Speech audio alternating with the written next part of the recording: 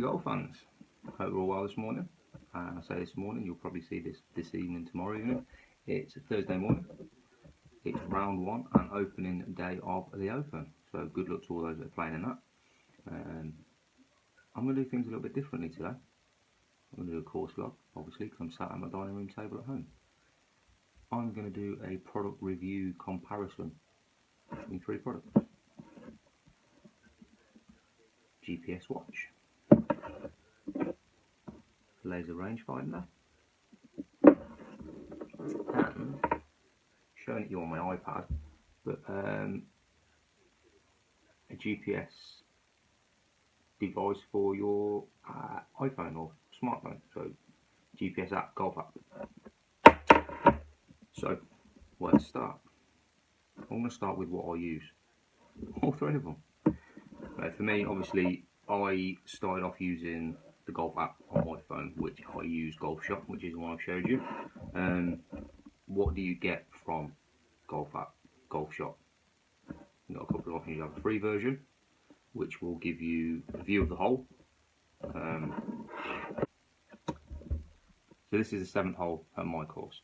Okay, so it is a 462 yards par 5, that's 462 to the middle, off the white tees. Now this data here is all on the phone app, but you wouldn't see it all on the same screen on the phone. So this data here is my scores per hole. So this hole I average score 5.6, so just over hot bar. Hit 71% of the fairways for the rounds I've played, 43% greens in regulation, and generally a 2-putt on this hole. But what I like about this app is the free version, you're only going to get front, middle and back distances, which you can see here. Back edge, centre, front edge.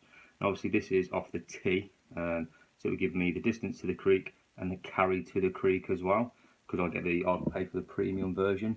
So the nice thing about that is with over, say, the watch, where you're just getting the front, middle and back, I know how far I need to lay up, or if I'm feeling brave, how far I need to carry that creek to get to the front edge. Now, obviously, with your front, middle, and back distances, you can do the maths yourself. But the nice thing about this, it takes the maths out of it for you. It's done. That's it. That's what you need to hit. Nice thing about this app as well, you can track your scores. So off there, each hole, put your score in, whether you missed the fairway, left or right, how many putts you had, and it will generate obviously your fairway accuracy, your green regulation accuracy, you put in your putts per hole and your putts per round. I think this is a great app, and you can do the scoring side of things on the free app. You don't have to pay, so you don't have to pay for this app. I choose to pay for it. The downside of this, in a poor GPS signal area, it struggles. Secondly, it drills the battery on your phone. Now I've contacted Golf Shop for some advice on how to save the battery on my phone whilst using it, and they've given me all the advice that you can get off their website, and it helps, but not enough. So unless you've got one of these bad boys, which is a battery charging pack, you're pretty much stuffed. But this is a lifesaver if you're going to use this app. So that's really for me the only downside of the app. And the second downside for me is I can't film and use the app at the same time, because I do all my filming off my phone at present. But that's by the by. If you're not filming, you haven't got to worry about that. So yeah, that's the app. And for me, if you are on a budget and you haven't got a huge amount of money, you can't go wrong with it. You know, it gives you the same information as the watch. Now, this is a TomTom 2 watch. Obviously, you can wear it as a watch. It will tell you the time. It's 12:15. This will give you the front, middle and back as well. You can mark the scores on this. However, what I find, if you're wearing a jumper, if you cover the screen, it marks the score. So you may not have even took a shot and it's marking scores for you. The second down point for me, I can't wear a watch on the golf course. As a rule, I love watches, but on the course, I can't wear a watch. I just physically can't do it. I've never been able to. I don't know why. It's just one of those things. But again, if you can wear a watch, it is a great bit of kit. As I say, it gives you those distances, front, middle and back. I think this does the hazards as well, but you've got to start scrolling through things and messing around. When you're on the golf course, slow play is a massive issue. Everybody talks about it. It's a massive argument.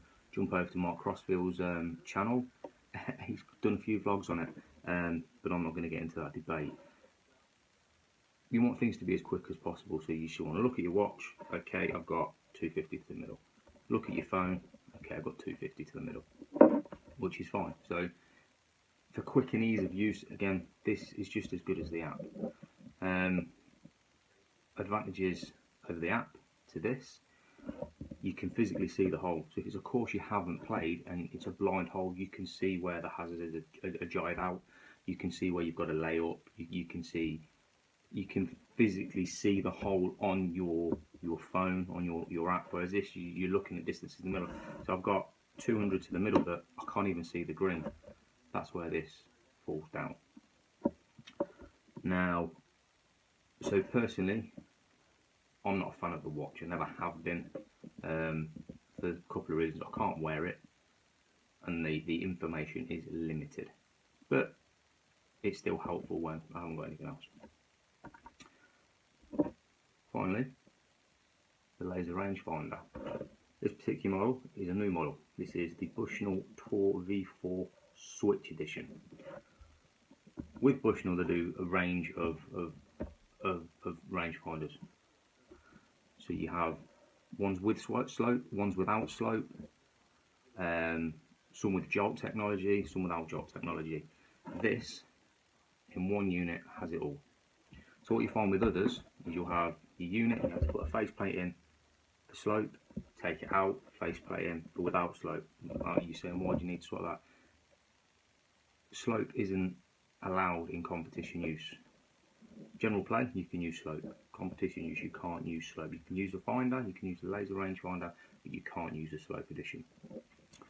Now with this, as I say, it's got both in, no changeable faceplates. As you can see here, that says Tour V4. Now on all of them it will say Tour V4, Tour X, whichever model it is, it will say here. The advantage of this one is if you switch it up, slope edition. So what does that mean? When it's pushed up like that, and I zap it at my target, I'm going to get two readings. I'm going to get 150 yards to the pin, playing 136, playing 168. With that slope edition, it takes into account the slope of what's in front of me. Switch it up, I only get one reading, 151 to the pin. Doesn't take the slope into account. So this is both legal and non-legal in one. Small, it's easy to use, it's quick to use. Similarly to the watch, if I can't see the hole, I don't know where I'm going. But the advantage over this is, if I'm playing a dogleg left or right and I've got trees in front of me, I can zap the trees, so I know how far those trees are, so I know I need to club back so I don't hit the trees, but I've still got the gap to go right or left, whichever it is. Similarly, again, it's not going to give me distance to a hazard, but I can pick up a mark on the hazard, it's a water hazard. I've got the red and yellow stakes. I can pick those stakes up and it'll give me the distance to the hazard. So this gives me as much information as the app, but I've just got to do a little bit of work for it. And this gives me exact distances to the pin, obviously. So whereas I'm guessing to a degree with the app and the watch, it's 150 to the middle, 160 to the front, to the back, sorry, you're guessing. This will give me an exact distance to the pin. Now, like you're saying, well, you don't know your yardages. I know my yardages to sort of 3 or 4 yards, and that's gonna, if you know your yardages, these apps are brilliant. If you don't know your yardages, none of these apps are going to be any good to you, to be honest. You may as well have a piece of paper, it say 250, but if you don't know what you hit 250, 250 is probably a bit of an exaggeration, you should know the driver. 170, if you don't know what you hit 170, any of these apps are going to be no use to you. So there's a little bit of work that you need to do in the sense of you need to know your yardages. So this is going to give me exact distances to the pin, which I like, because then I can decide on which green it is. I know where the slopes are, so I'm going to play it short to run it up. I'm going to play it past to spin it back. It puts creativity into your game, whereas that you're guessing. Like, where's the flag? Is it middle? Is it back? You're sort of guessing, unless you're playing a course where your flags are graded, red for the front, yellow for the middle, white for the back, which I've only played a couple that do that. So yeah, that's sort of the pluses and minuses in my opinion about the 3 apps. I use them all. to be honest with you. I've gone out on the course, I've had this attached to my bag, I've had this attached to my bag, and I've had my phone in my pocket to check. I don't see any downside really, other than cost. If you are on a tight budget, and I mean tight student, got no money budget, the app is perfect. Like I say, it's free up to £2.99 a month, or you can pay a one-off fee for like £29 a year. So the app is fantastic. The watches, GPS watches, range from around £100 to £300. So again, there's a wider market from a reasonable price up to crazy money, and these are just expensive. You're talking £250 up to £600 for one of these. But for me, they're invaluable. I think this is a great piece of kit, and especially with the switch technology. As I say, you can't go wrong with it. Also, jolt technology, which is what I didn't mention on a moment ago. What the jolt technology is when you point at a tree, for example, you just get a distance. You get nothing else. When you point at the flag, so it doesn't pick the trees up behind. When you know you've got the flag, it will vibrate in your hand, the jolt. So you know the distance is reading is to the flag and nothing else. So yeah, that's that. So for me personally, what I use more than anything, like I say, I have used all three, but recently I'm using a combination of the laser and the app. The app I use more for marking my score and seeing my stats, which I think is a great piece of kit. I know you've got other things like Game Golf and whatnot, but marking your stats is pretty much invaluable really, because you can see where you need to work. And as amateurs, we all need to work in pretty much all areas. You know, I know recently my putting's been shocking, so I know my putting stats have been up and down, up and down, up and down. I'm back to about 1.7 at the minute, and I was at 2.4, 2.5, so it's bringing that down. But that's with the help of the app, seeing where I'm going wrong, and the help of put out training aid that I'm just practicing putting with. So that's pretty much it. And obviously with all these devices, you need to know your yardage roughly. I know I hit a 7 iron about 150. I know I'll hit my 6 iron 160-ish. I know my yardages roughly. So these apps and these devices are handy for me because I know roughly when I'm hitting the ball and how far I'm hitting the ball. If you have no idea, I can't stress this enough, if you've got no idea where you're hitting the ball, distance wise, don't spend the money. No point. The app will help you because obviously you can see the hole, so you've got an idea where you're going, but if you don't know where you're hitting, then don't waste the money. Go to the range, practice, get your distances. When you know your distances, then fork out on some tech. So don't waste the money straight away if you don't know how far you're hitting the ball.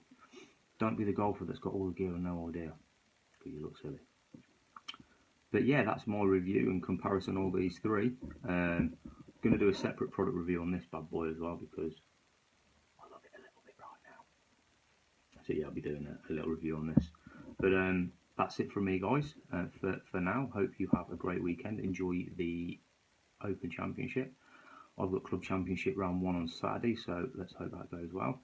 I don't normally do this, but please like the video, please subscribe and share. Obviously follow my other platforms as well. So I'm on Twitter at the Grumpy Golfa with an A, not an ER. Obviously I'm Grumpy Golfa on here. Instagram, again the same. No, sorry, Instagram is Graham McKenzie.